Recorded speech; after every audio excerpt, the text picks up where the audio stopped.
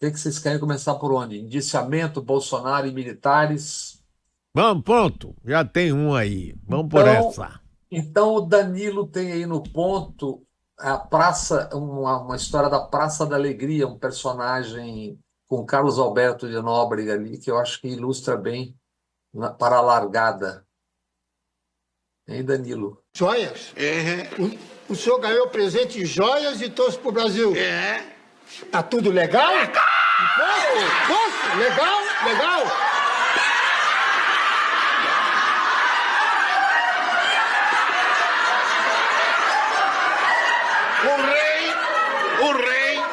O rei chegou pra mim e falou, Penário, essa joia, eu tô dando essa joia pra você, tá legal? Eu falei, legal. Ele falou, então, legal, legal, legal.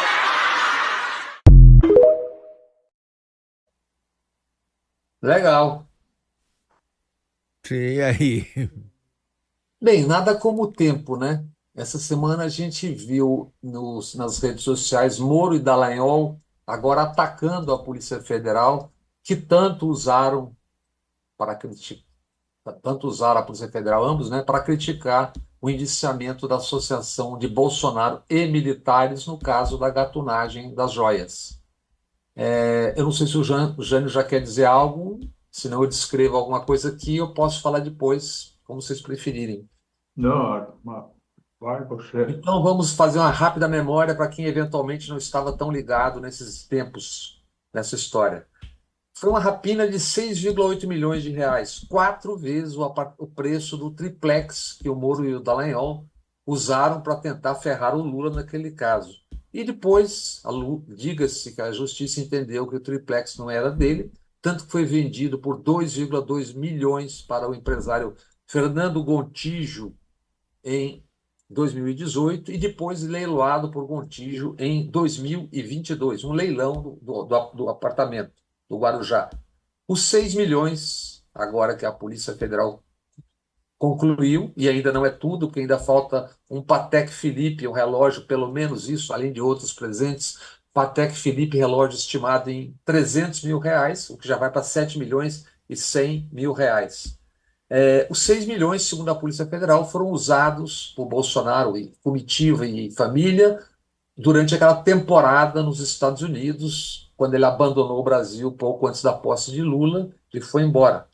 Quando ficaram aqui os alucinados, os militares, naquela encenação golpista do 8 de janeiro. Dos 12 indiciados, acho que isso é bom a gente falar, Mari e Jane, porque isso não está entra de passagem assim nas manchetes. Dos 12 indiciados, 8 são militares. Dos 12. Bolsonaro, capitão do Exército, era o comandante em chefe das Forças Armadas, como presidente. Além dele, indiciados um general 4 estrelas do Exército, Mauro Lorena Cid, 2 almirantes e 4 oficiais superiores. O general é Mauro Lorena Cid, pai de Mauro Cid, ajudante de ordens, e tenente-coronel, ajudante de ordem de Bolsonaro. Os 2 oficiais generais da Marinha, Bento Albuquerque, era ministro das Minas e Energia, e aquele que veio com a comitiva das joias. Bento, ele manteve as joias durante um ano. O segundo kit de joias foi mantido no seu cofre no Ministério das Minas e Energia durante um ano. Indiciado também o contra-almirante, que trabalhava com ele, Jorge José Roberto Bueno Júnior, um dos primeiros a tentar tornar bens pessoais as joias dadas pelo governo saudita. Coronel Marcelo Costa Câmara, coronel do Exército, também assessor de Bolsonaro e que já foi preso e depois solto, está com tornozeleira por participação no 8 de janeiro. Capitão Marcos André dos Santos Soeiro, assessor do almirante Bento, e foi quem desembarcou com as joias na mochila. O secretário da Receita de então, capitão da Marinha, Júlio César Vieira Gomes, foi um dos mais ativos na operação de recuperação, primeiro embolsar e depois recuperação de joias, já é uma outra parte da história. Nisso tudo, o coronel Marcelo da Silva Vieira era o chefe do gabinete de documentação histórica da presidência, para onde deveriam ter ido no início, mas não foram, as joias sauditas.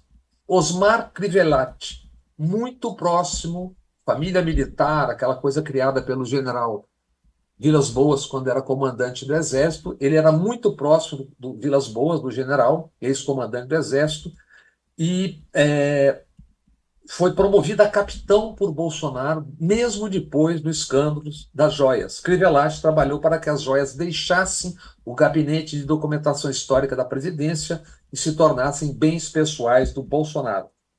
Aí tem um assunto interessante que passa de passagem sempre, que falta esclarecer algo, que é a refinaria, a venda da refinaria Landulfo Alves aí na Bahia, Mário. Foi vendida por 1,65 bilhões de dólares, mas a Petrobras e o INEP diziam, antes da venda, que valia 3 bilhões, portanto, quase o dobro. Se diz, e é verdade, que quem comprou foram os Emirados Árabes, do Mubala Capital Investment, e não a Arábia Saudita, do príncipe ditador Mohammed bin Salman. Mas é verdade também que a Arábia Saudita e os Emirados Árabes são sócios. Em 2017 foi lançado o Vision Fund de 100 bilhões de dólares, com apoio do, atenção, Fundo de Investimento Público da Arábia Saudita e do Mubadala Investment. Nos 4 anos de governo Bolsonaro, seja Bolsonaro, filhos ou equipe, foram feitas por esse conjunto de pessoas 150 viagens para a Arábia Saudita. 150 viagens em 4 anos.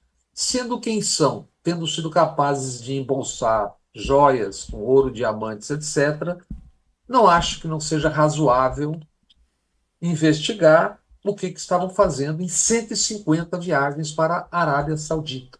Foram comprar camelos, areia, petróleo? Qual é o motivo de tantos dias e noites nas Arábias?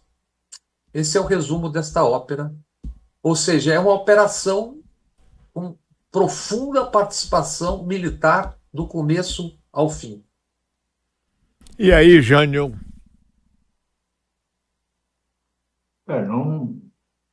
Esse relato põe ordem e maior clareza nas coisas, nos fatos, mas a minha impressão é de que ainda é incompleto, não pelo Bob, mas pelas investigações.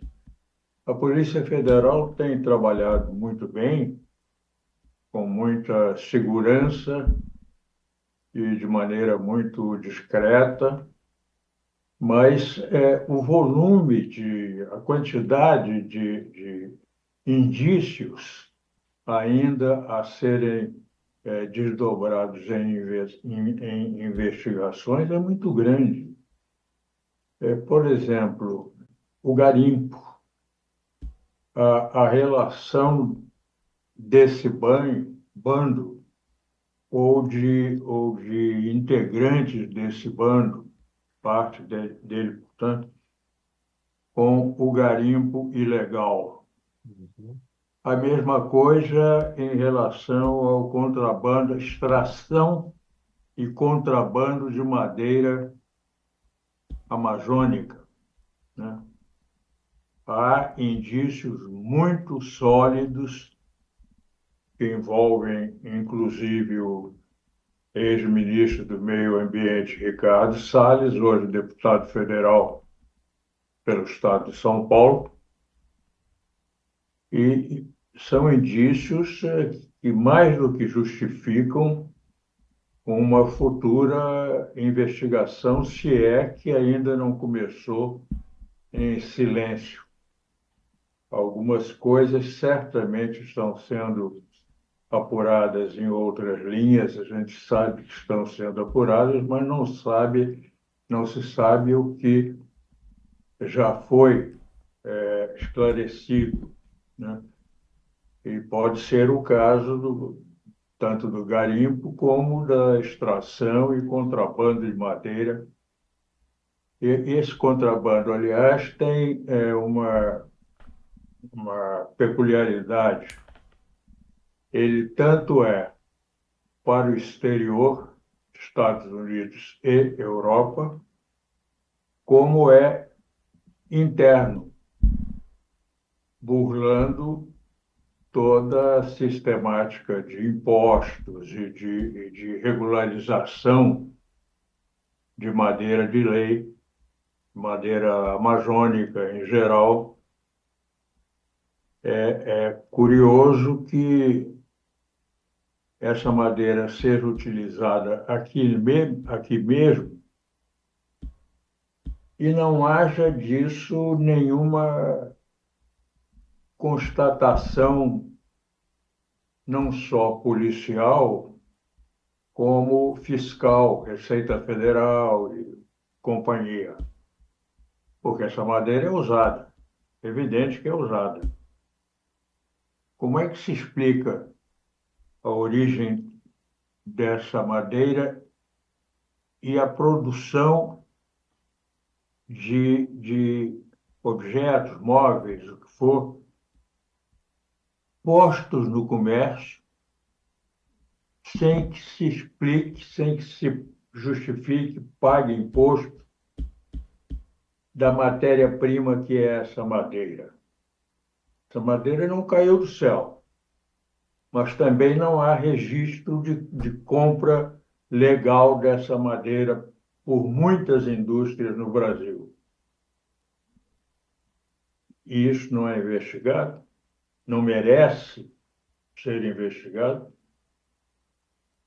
É muito dinheiro, é muita madeira, é muito produto dessa madeira, é muito negócio comercial e não merece ser investigado pela Receita, pela Polícia Federal, pelas polícias estaduais.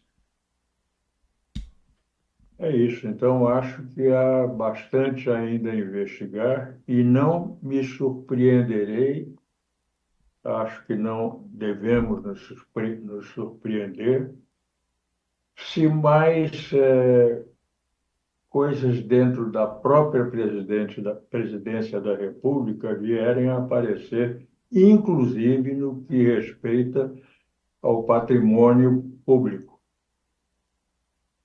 Você, Bob, citou a venda da refinaria. Isso não foi feito ali na Petrobras, ali perto do Largo da Carioca e tal. Não foi, não.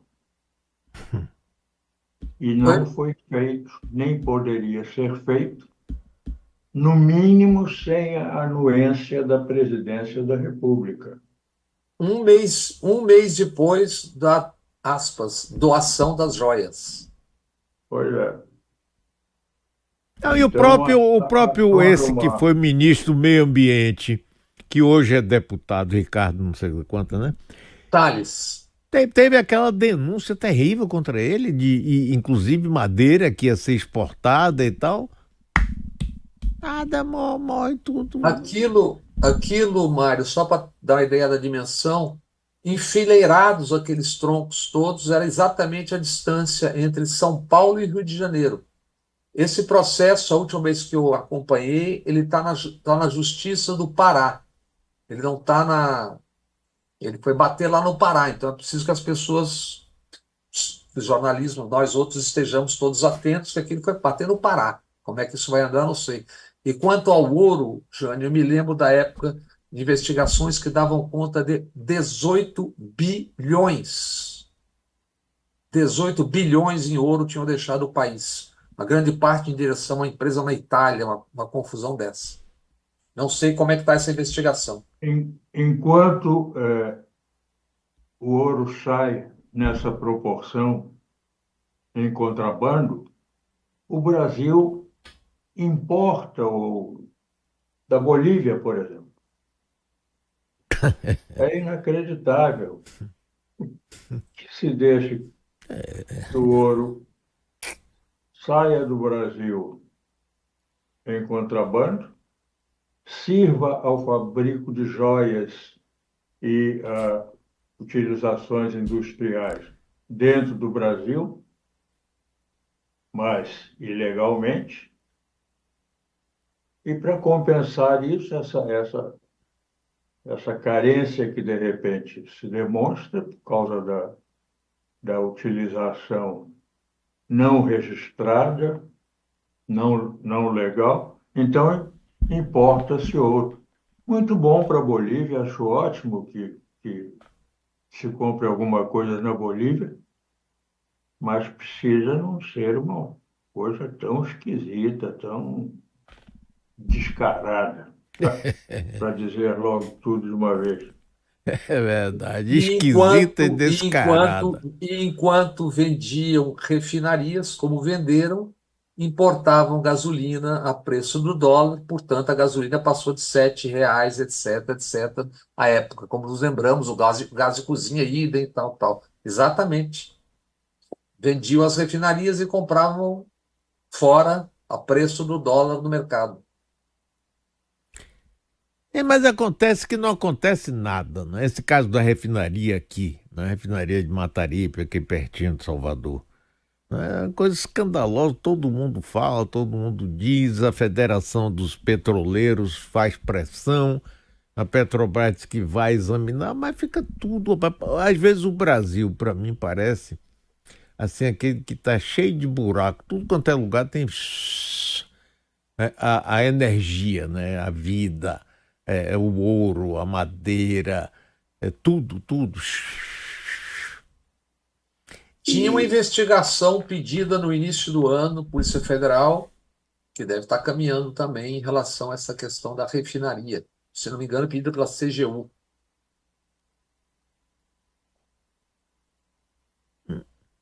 E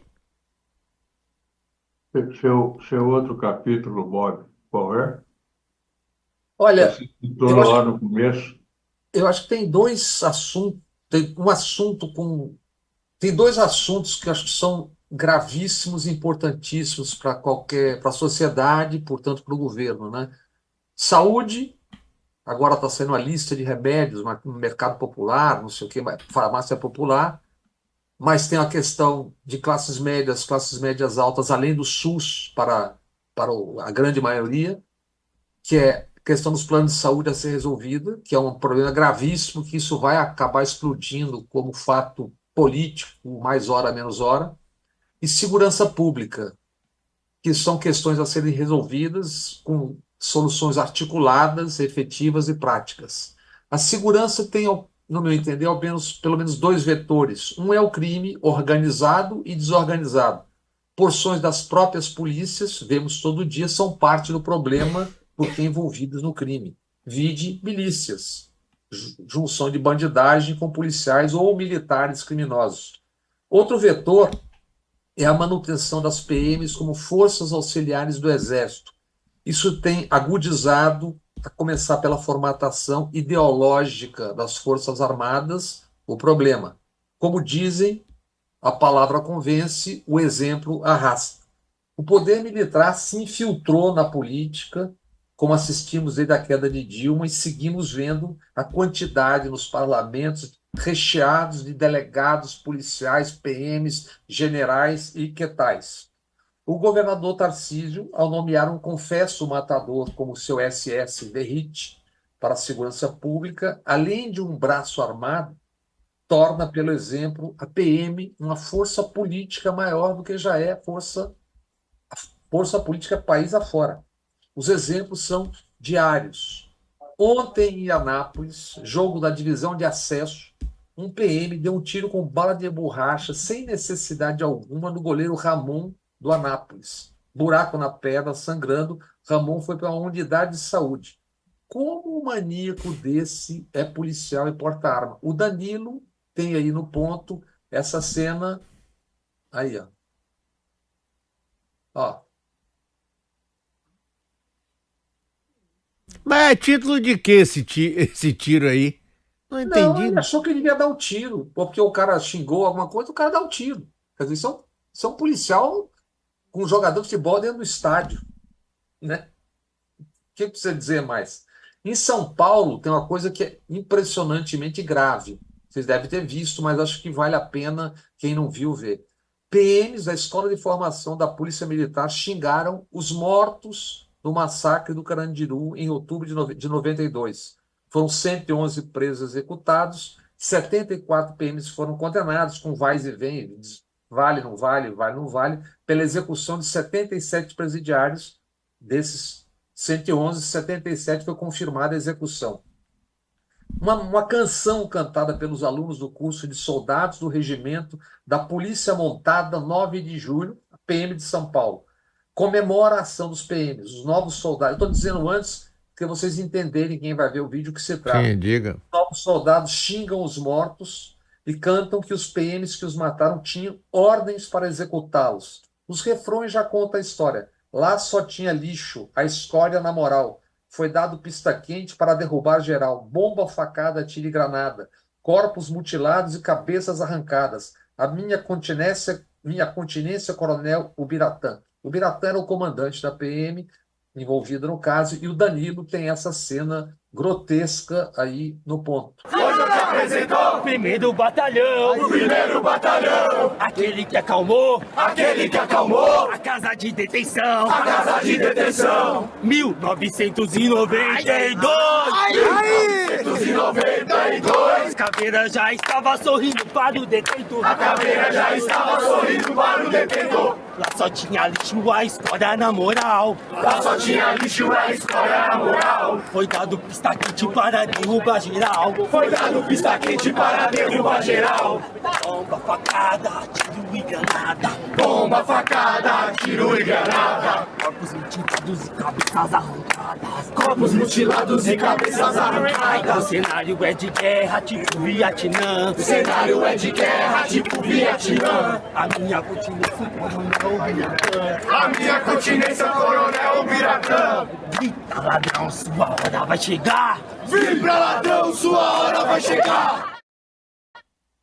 Rapaz, o que é isso? Isso é a PM de São Paulo. Rapaz. E poderia ser diferente. As polícias têm o DERIT no comando, o SS DERIT. Ele já anistiou 65 policiais que estavam afastados das ruas por terem matado demais. Ele que já confessou ter matado muito ladrão, e por isso os caras estão lá festejando isso, e que diz que policial que não matou pelo menos 3 em 5 anos de ações nas ruas é uma vergonha.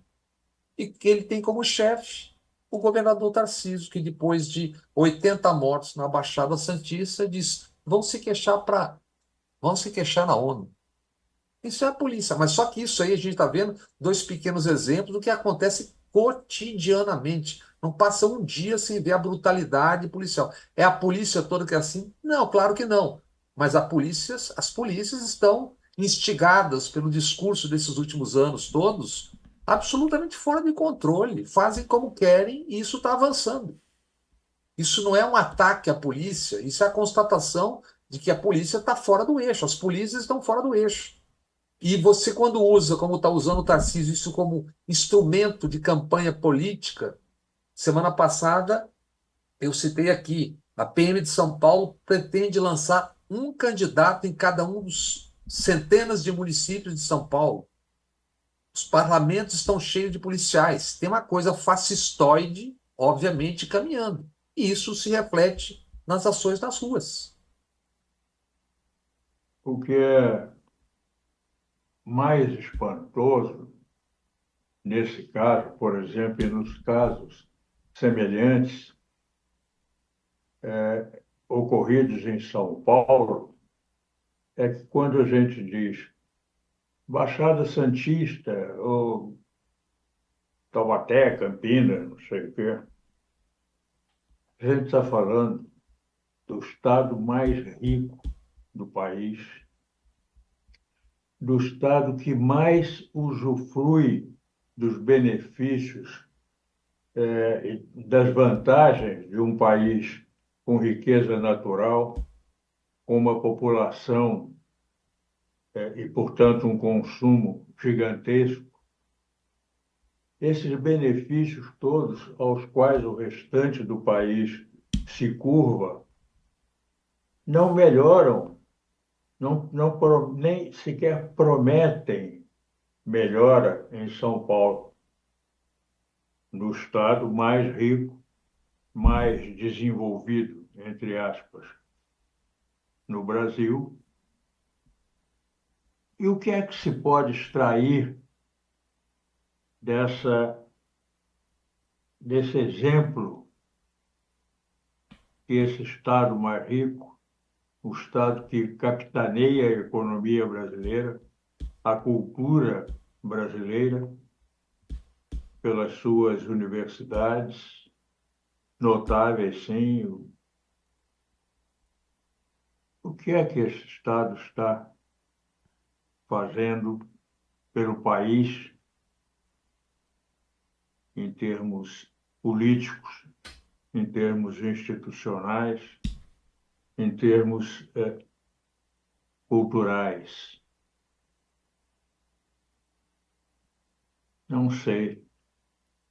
E tudo que ele faça, as lições negativas talvez apaguem. Tudo que ele faça de bem, de bom, talvez se anule no que respeita ao interesse do país, ao benefício do país, por esse tipo de, sabe, de coisas quase inexplicáveis. De repente, esse Tarcísio de Freitas, que nem paulista é do Rio, de repente está eleito governador de São Paulo, com o uso mais abusivo no que respeita à segurança pública, que está entre as principais infelicidades do país e, portanto, de São Paulo também, ou talvez principalmente de São Paulo, dadas as condições do Estado. Como é que esse sujeito chega lá para fazer o que está fazendo? Uma polícia que mata quase uma centena na Baixada de Santos, e isso pura e simplesmente é comentado por alguns dias, algumas semanas talvez, e pronto, nada mais. Daí não decorre nada do que devesse ocorrer num Estado, para nem falar no país, porque o restante não entra nesse caso, no Estado mais rico do país, dispondo das melhores universidades do país, das instituições sólidas como são as instituições, como podem ser, e não necessariamente são, as instituições paulistas, ricas, muito bem dotadas do ponto de vista de qualidade do seu funcionalismo, e não dá nada, não acontece nada. 80 pessoas assassinadas pela polícia, não dá nada. Dá alguns comentários durante a semana. Não dá nada, como não dá nada negativamente para eles as sucessivas eleições de Tarcísios. É inacreditável que isso aconteça com tanta facilidade e inconsequência. Está ele agora, claro, por que não aproveitar a oportunidade? Está ele agora como aspirante inconfesso, mas evidente, à presidência da República. A presidência da República, com um discurso feito agora, há poucos dias, em que declara o Bolsonaro como o seu exemplo ideal. Fez uma louvação ao Bolsonaro com tudo que você disse aí há pouco, já tornado público, portanto, do conhecimento dele, necessariamente do conhecimento dele, e é o exemplo que ele diz que toma para a vida dele, para o futuro dele, É. que é isso que você pode esperar se não forem tomadas precauções que, a meu ver, ainda faltam absolutamente.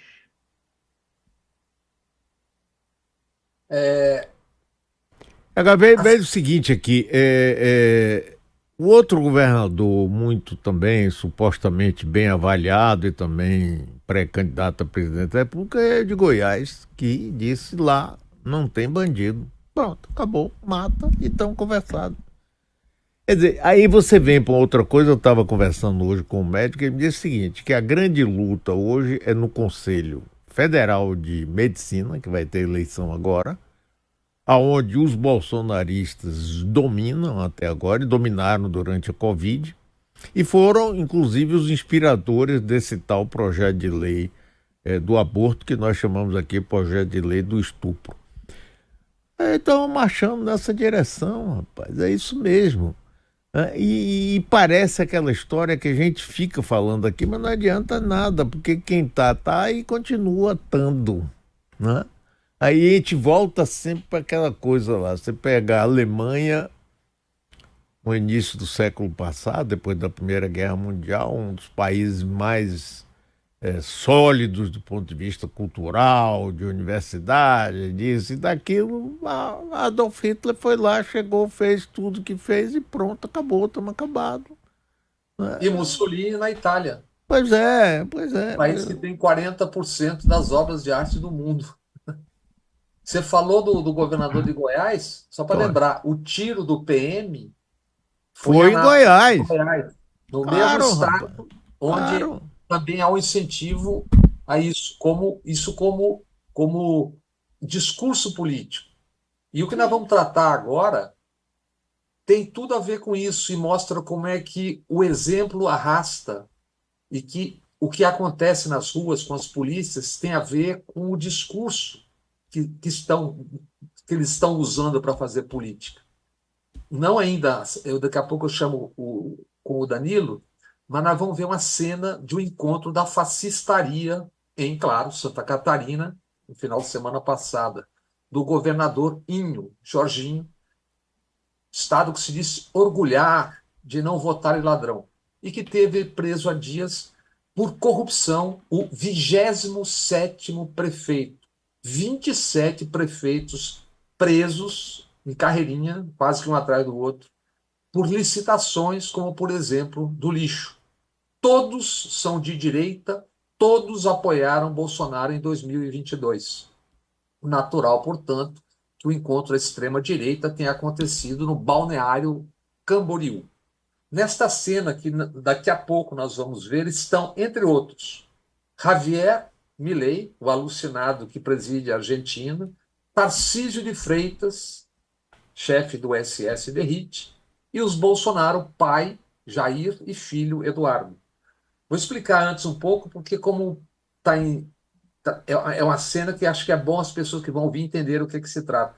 O Eduardo Bolsonaro, entrega e explica a Milei uma tal medalha dos 3 Is. Sabe o que significa, Mário? Não.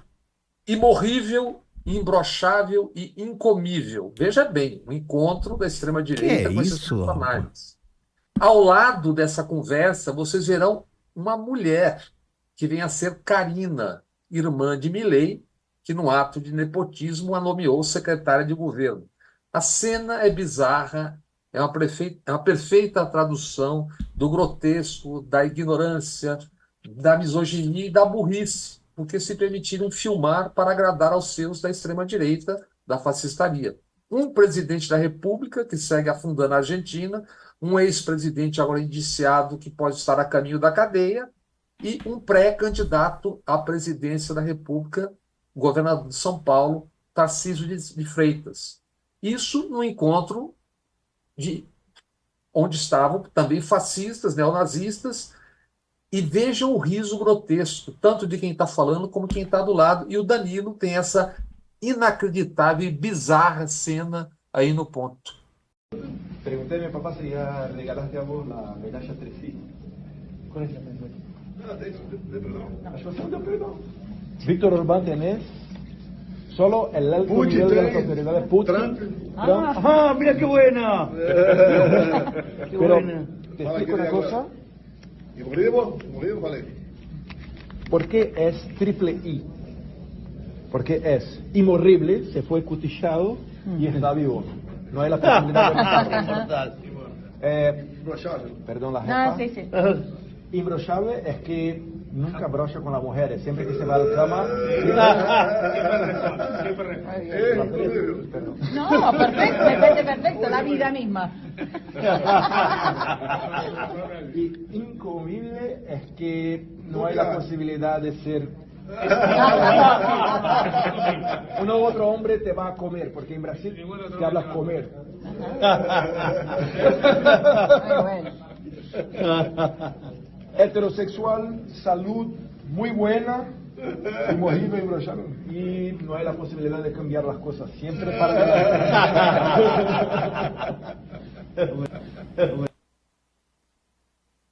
Muito interessante, muito. Não é interessante? Rapaz, que horror. Isso é um circo de horrores, rapaz. Muito ilustrativa. E eu acho que quem bem definiu foi o próprio Milei, que diz que nós representamos uma outra estética. Nenhuma dúvida a respeito. Não, essa cena parece uma coisa do Porta dos Fundos, né? Aquele programa de humor trágico, né? Eu não entendi uma coisa que você disse aí.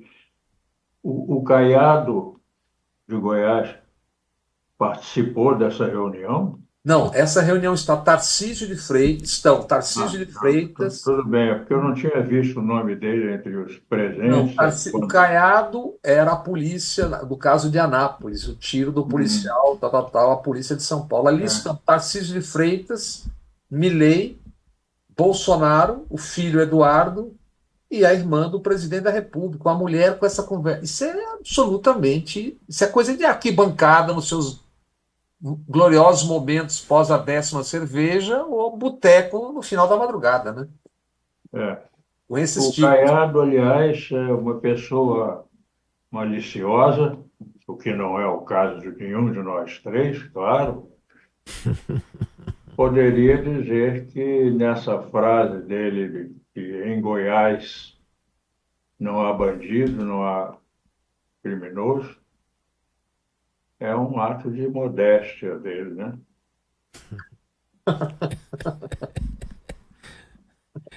Rapaz. Rapaz. Olha, mas não sei qual é o próximo tema, mas podemos continuar na bizarrice, se vocês acham que antes do almoço é possível engolir mais alguma coisa. Agora. Podemos seguir? Para que tenhamos uma compreensão maior do nosso distinto público. Quando a gente fala em fascismo, fica parecendo que é uma palavra que está gasta, mas não, nós estamos dando hoje exemplos claríssimos do que nós estamos tratando, da ascensão desse tipo de gente, usando esse tipo de discurso. O Danilo tem aí no ponto, eu queria, primeiro é uma foto, na Argentina, o senador Juan Carlos Pagotto, que é da base de sustentação do Milei, ele está propondo que as famílias pobres possam vender os seus filhos. Está faltando comida, escola, médico, não tem problema. E, por favor, não incomodem o Estado, que é neoliberal. Venda um filho e pague suas contas. Viva o neoliberalismo. A manchete trata disso. A outra manchete que tem aí já é no nosso Congresso aqui no Brasil.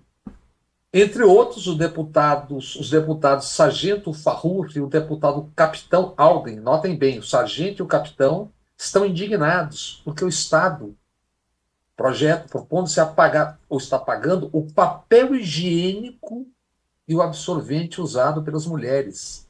Ele tem, acho que, não sei se ele tem o vídeo aí, acho que foi, não foi? Ou, é isso. Agora, preso, querendo papel higiênico, preso, querendo fralda, onde já se viu o Estado financiar mods de detenta. Daqui a pouquinho vai ter aí o fundo cueca. É isso, as pessoas votam nessas coisas grotescas. As presas, até uns tempos atrás, usavam, no período menstrual, miolo de pão. E os caras dizem isso assim, por quê? Porque tem gente que vota nisso aí, que acha que é isso aí mesmo, tal, tal, tal. O que dizer? Não sei. Eu não sei, sinceramente eu não sei, porque essa coisa, inclusive, aí que a gente estava falando, a Polícia de São Paulo matou não sei quantos, em Goiás mata não sei quantos, sabe? Tem uma parcela significativa da população que apoia isso, porque acha que eu quero é ter segurança, o preço não me interessa, sai matando. Dá aquela velha história do bandido bom é bandido morto, não é? É uma parte significativa da população brasileira que apoia isso, que apoia e que certamente votaria num Tarcísio, candidato a presidente da República, ou Caiado. Você acha que Caiado ele está querendo se projetar como um nome nacional a nível de presidência da República através da segurança, que esse Estado tem segurança. Então, Sem esquecer Mas que há um aspecto aí que a gente não pode desprezar. Essas eleições dos Tarcísios ocorrem, em grande parte, por um fator que agora mesmo uma pesquisa Quest veio a demonstrar mais uma vez. É o desconhecimento que a maioria da população tem do que se passa no poder, nos poderes brasileiros, né? As perguntas feitas pelo Quest sobre atualidades como o problema dos juros, por exemplo, tiveram uma resposta de confessado desconhecimento que corresponde ao que acontece também quando se trata de eleição, quando se trata de decisões graves, fundamentais do Senado, da Câmara, da Presidência da República. Esse total desconhecimento tem uma influência gigantesca nas eleições. É certamente o fator mais importante na constância das eleições, o fator comum a todas, essa presença imensa do desconhecimento do destino dado ao voto. As pessoas votam sem saber exatamente em quem estão votando. Pessoas da grande maioria brasileira. Por isso é que a gente tem os Tarcísios por aí. De vez em quando essa maioria se consolida, se concentra em maior parte em um nome e esse nome se torna o vencedor. Foi o que aconteceu em São Paulo, foi o que aconteceu no Brasil para levar o Bolsonaro à presidência e vai continuar acontecendo porque não se vê nenhum esforço nacional, nenhum esforço brasileiro de reduzir esse desconhecimento, essa gigantesca falta de informação sobre as coisas mais essenciais para o exercício da cidadania. As pessoas são cidadãs porque têm um título de eleitor e não porque exercem a sua cidadania participando conscientemente da formação da atualidade e dos caminhos que a ela se abrem no país. E, e s- Essa desgraça tem efeitos terríveis, né? É, tá Jânio, certíssimo. Você se tá assim certíssimo. Você tem era, falado disso várias vezes aqui. Tá certíssimo. É isso mesmo, é por aí. Diga, Bob. não, e se assim era, e aí eu volto ao tema que nós tratamos aqui há um ano e meio, muito mais se tornou porque você tem uma velocidade imposta pelos grandes meios tecnológicos que agora são de informação e desinformação, que obrigam a troca de manchete, porque está caindo a audiência a cada momento. Então, nem o eventual cidadão que acompanha, nem esse consegue fixar aquilo, porque daqui a pouco já não tem mais, e muito menos consegue refletir, e nem quem está fazendo. É esse jornalismo, Jânio, que desemprega um extraordinário jornalista como Sérgio Augusto, fazia uma É, coluna semanal no estado de São Paulo, e Há que 28 há anos, 28 anos, extraordinário texto, extraordinário jornalista sobre cinema, sobre tudo, e sai. E continua aqueles editoriais, aquelas coisas grotescas no mesmo local.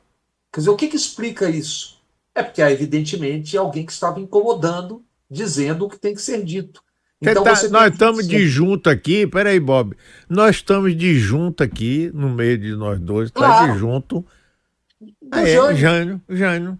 Foi o mesmo Mas caso. é a mesma coisa, rapaz, uma coisa Fazia louca, eram cinco 5 artigos colunas por por semana, semana. foram diminuindo, Aí, acabou em um só domingo, depois um telefonema, olha, não queremos mais não, uma é merda. isso. Então você tem, de um lado, o exílio, ou o exílio forçado de quem está vivendo e conhece isso há muito tempo. E do outro, você tem uma velocidade que é incompatível, tanto para quem está recebendo informação, como para quem está fazendo. As pessoas são bombardeadas o dia inteiro com aquela loucura de informação, sem tempo para reflexão, sem tempo para aprofundamento, sem nada. Só hoje, Jane, a gente tratou aqui de uns 2 ou 3 ou 4 grandes e preciosos temas que foram sendo abandonados pelo jornalismo. O ouro, o contrabando do Salles, as polícias que matam, isso tudo é só uma notícia, é só uma manchete e vai embora. E vamos em frente. É isso. sobre o Sérgio Augusto, eu quero dar o depoimento, em síntese, de um convívio longo com ele, em redações, como profissionais, e relação pessoal que eu tenho a sorte de manter com ele de maneira muito próxima, muito intensa, muito fraterna. Sérgio Augusto é um dos mais brilhantes jornalistas com quem eu tenha convivido, nas redações e fora. E não podemos esquecer, nessa dispensa, depois de 28 anos de excelente trabalho para o Estado de São Paulo, o Estadão, que o que se passa é o seguinte: um grupo de empresários graúdos do agronegócio, enfim, de grandes negócios, ponto, está pondo recursos altíssimos, financeiros altíssimos, no Estadão, e é uma espécie de condenação à liberdade de imprensa, em primeiro lugar. E no caso particular do Sérgio Augusto, é que ele escrevia sobre assuntos culturais. Sim. E isso vocês sabem que não é do interesse desse tipo de pessoa que se torna dominante na imprensa, na propriedade dos meios de comunicação. Cultura, pô, que horror.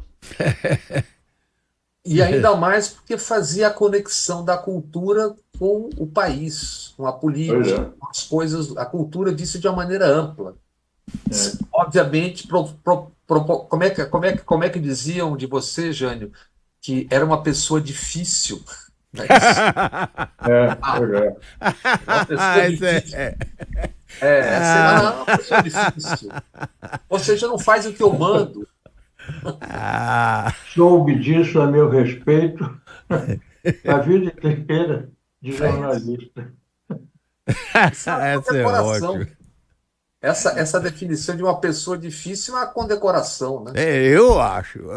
Acho que é uma condecoração Não sei se é perfeita. condecoração, mas ela traz um monstro danado, viu? Se traz. Não é brincadeira, não, rapaz. Ela Essa é ótima. acerta Pessoa a gente no difícil. peito, na cabeça, na vida, no salário, em tudo. É isso.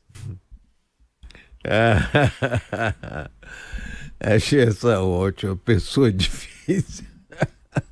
Pessoa difícil.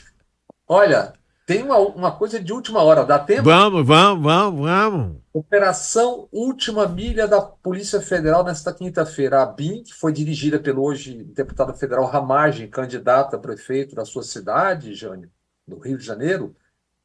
A BIM espionava autoridades e adversários políticos de Bolsonaro durante seu governo. Na lista, os 3 poderes, também jornalistas, mas não só. Um dos casos, ainda sem o nome da vítima, era um funcionário com cargo DAS-5, governo federal. No diálogo, os caras deixam claro que monitoravam um advogado em seu escritório e falavam em explodir, imagina-se que não no sentido literal, a pessoa visada. O software da BIM usado para isso era o First Mile, comercializado pela empresa israelense Cognite. Aquela jogada que teve militar no meio, filho de militar no meio, na compra, etc, etc. Hoje a polícia está na rua aí atrás de gente nesse escândalo de espionagem. É isso.